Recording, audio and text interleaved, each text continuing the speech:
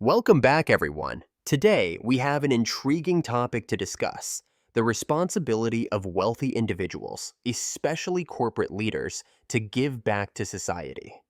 Specifically, we'll be diving into the idea of how corporate leaders and their families could play a pivotal role in societal welfare.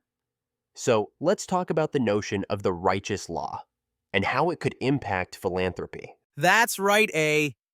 It's fascinating when you consider the idea that the highest positioned people in society, corporate heads, should be at the forefront of driving social change. But what's even more interesting is the role their families, particularly the wives, could play in this.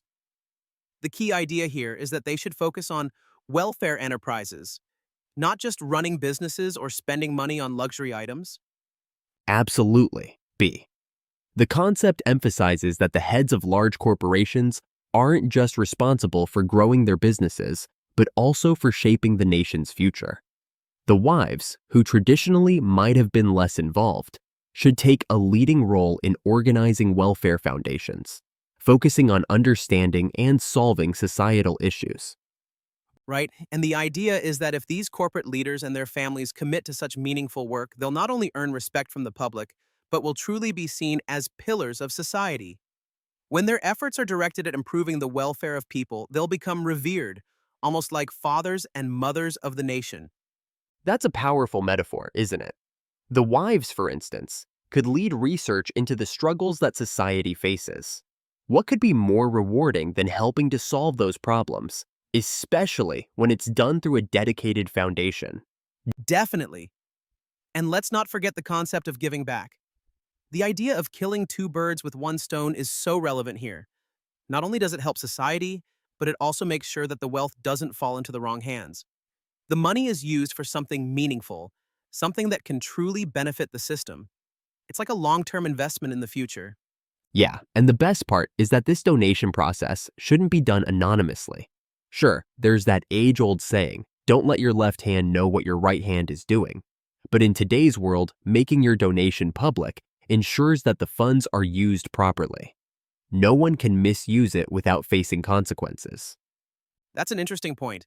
It's not about boasting or showing off the good you're doing. It's about transparency. If you make your donation public and clearly outline how you want it spent, then the responsibility falls on the organization receiving the funds. If something goes wrong, you're not the one to blame. Exactly. And think about the bigger picture. If wealth is endowment to the public without specifying its use, it could lead to major issues, even after the donor is gone. They'd be spiritually responsible for the misuse of that money. It's a sobering thought, isn't it? It is. But that's where enlightenment comes in. The idea of enlightened individuals who understand the righteous path, leading society through correct actions. If intellectuals and leaders don't live by these principles, they'll face severe consequences. It's almost like a cosmic justice system.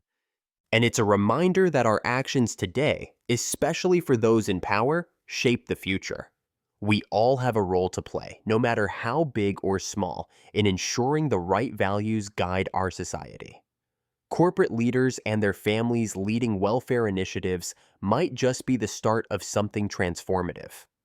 Absolutely. It's about creating a legacy of responsibility, not just wealth. If we think about it, true leadership isn't just about amassing power, it's about using that power for the greater good.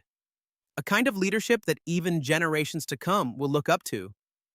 Well said, B. It's a challenging yet inspiring vision. And with that, we'll wrap up today's discussion. It's time for us all to reflect on what kind of impact we want to have on the world. Until next time. Take care, everyone.